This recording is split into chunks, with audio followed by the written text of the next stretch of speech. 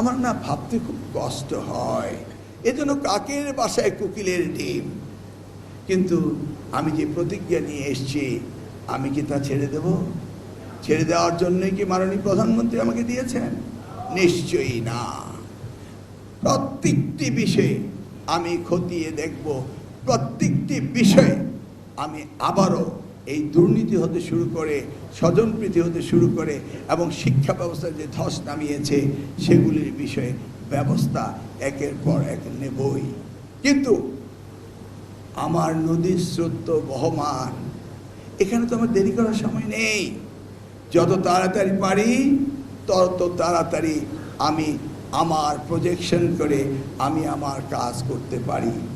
আজকের প্রধানমন্ত্রীর একটি মাত্র এইম, সেটি হচ্ছে শিক্ষা, শিক্ষা, শিক্ষা।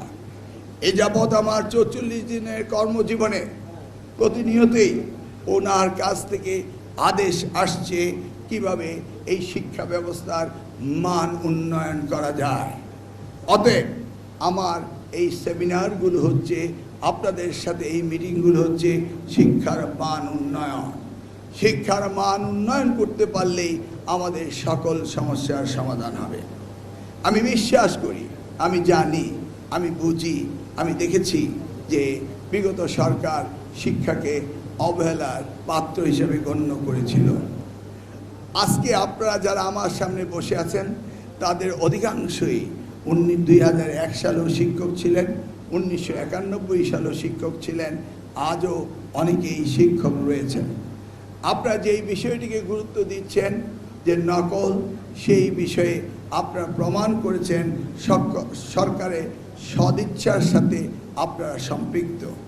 আমি যখন এই আন্দোলনে নেমেছিলাম, আমি আমেরিকা থেকে ইম্পোর্ট করে শিক্ষক আনিনি, আপনারাই সেই সময় সহযোগিতা করে বাংলাদেশের নকলকে উৎখাত করেছিলেন।